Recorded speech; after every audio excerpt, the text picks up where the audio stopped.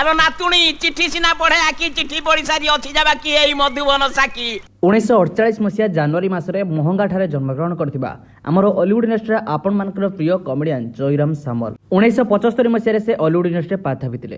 ଆଜି ଆମେ ଜାଣିବେ ଯେ ସେହି ଜୟରାମ ସାମଲଙ୍କର ଘର ପରିବାର ତାଙ୍କର ପର୍ସନାଲ ଲାଇଫ୍ ସମ୍ପର୍କରେ, ତାଙ୍କର ପରିବାରରେ କିଏ କିଏ ସବୁ ସଦସ୍ୟ ଅଛନ୍ତି, ତାଙ୍କର ସମୁଦାୟ ସମ୍ପତ୍ତି କେତେ, କେତେ କୋଟିର ମାଲିକ ହେବେ ସେ, ତାଙ୍କର ଆଲିଶାନ ଘର କାର କ'ଣ ରହିଛି, ସବୁ ଡିଟେଲ୍ସରେ ଆପଣମାନେ ନିଶ୍ଚିତ ଭାବରେ ଏହି ଭିଡ଼ିଓରୁ ଜାଣିବାକୁ ପାଇଯିବେ। ଭିଡ଼ିଓକୁ ନିଶ୍ଚିତ ଭାବରେ ଶେଷ ପର୍ଯ୍ୟନ୍ତ ଦେଖିବାକୁ ଚେଷ୍ଟା କରିବେ। ଯେଉଁମାନେ ପ୍ରକୃତରେ ଜୟରାମ ସାମଲଙ୍କୁ ତାଙ୍କର ଅଭିନୟକୁ ବେଶ ପସନ୍ଦ କରନ୍ତି, ଭିଡ଼ିଓକୁ ଲାଇକ୍ କରିବା ସହିତ କମେଣ୍ଟ କରି ଜଣାଇବେ ଯେ ଆପଣଙ୍କୁ ତାଙ୍କର କେଉଁ ଚଳଚ୍ଚିତ୍ର ସବୁଠୁ ବେଶୀ ପସନ୍ଦ ଆସେ। ତାହେଲେ ଦର୍ଶକ ବନ୍ଧୁ 77 ବୟସରେ ପହଞ୍ଚିଥିବା ଆପଣମାନଙ୍କର ପ୍ରିୟ କମେଡିଆନ୍ ଜୟରାମ ସାମଲ 1948 ମସିହାରେ ମହଙ୍ଗାଠାରେ ଜନ୍ମଗ୍ରହଣ କରିଥିଲେ। 1975 ମସିହାରେ ଅଲିଉଡ୍ ଇଣ୍ଡଷ୍ଟ୍ରିରେ କାମ କରିବା ଆରମ୍ଭ କରିଥିଲେ। 2008 ମସିହାରେ ତାଙ୍କର ଅଭିନୀତ ଚଳଚ୍ଚିତ୍ର ପାଇଁ ଲାଇଫ୍ ଟାଇମ୍ ଆଚିଭମେଣ୍ଟ ଆୱାର୍ଡ ମଧ୍ୟ ସେ ହାସଲ କରିଛନ୍ତି। ସେ ଏକାଧାରେ ଚଳଚ୍ଚିତ୍ର ତା ସହିତ ଅନେକ ଗୁଡ଼ିଏ ଧାରାବାହିକରେ ମଧ୍ୟ କମିକ୍ ଆକ୍ଟର ଭାବରେ କାମ କରୁଛନ୍ତି। ସେ ନିଜର ହସ ପାଇଁ 1970 ମସିହାରେ ବେଶ ଖ୍ୟାତି ଅର୍ଜନ କରିଛନ୍ତି। ଆଗକୁ ନିଶ୍ଚିତ ଭାବରେ ଆପଣମାନେ ତାଙ୍କର ସମୁଦାୟ ସମ୍ପତ୍ତି କେତେ, ତାଙ୍କର ଫ୍ୟାମିଲି ସମ୍ପର୍କରେ ଜାଣିବେ, କିନ୍ତୁ ତା ପୂର୍ବରୁ ଆପଣମାନେ ପ୍ରଥମେ ତାଙ୍କର ପର୍ସନାଲ ଲାଇଫ୍ ସମ୍ପର୍କରେ ଜାଣି ରଖନ୍ତୁ।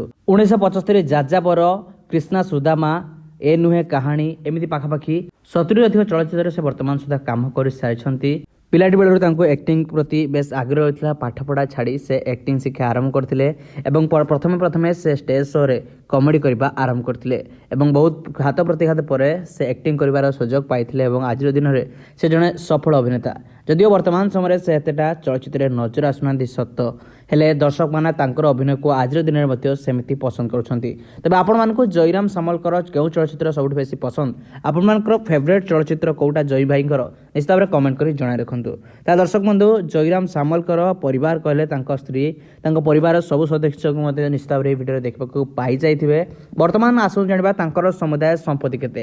ଜୟରାମ ସାମଲ ଯିଏକି ନିଜ କ୍ୟାରିୟରରେ ଅନେକ ଗୁଡ଼ିଏ ରିଏଲିଟି ଶୋ ତା ସହିତ ଫିଲ୍ମରେ କାମ କରିଛନ୍ତି, ଅନେକ ଗୁଡ଼ିଏ ବ୍ରାଣ୍ଡର ମଧ୍ୟ ପ୍ରମୋସନ୍ କରିଥାନ୍ତି। ଯେଉଁ ବ୍ରାଣ୍ଡ ପ୍ରମୋସନରୁ ସେ ପୂର୍ବରୁ ଲକ୍ଷାଧିକ ଟଙ୍କା ଡିମାଣ୍ଡ କରିଥାନ୍ତି।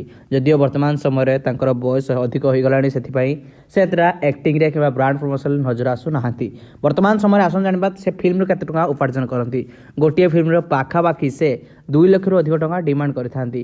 ଆଉ ତାଙ୍କର ଯଦି ସମ୍ପତ୍ତି ଉପରେ ନଜର ପକାଇବେ ତ ତାଙ୍କର ଆଲିଶାନ ଘର ରହିଛି, ତା ସହିତ ଦୁଇଟି କାର୍ ମଧ୍ୟ ରହିଛି।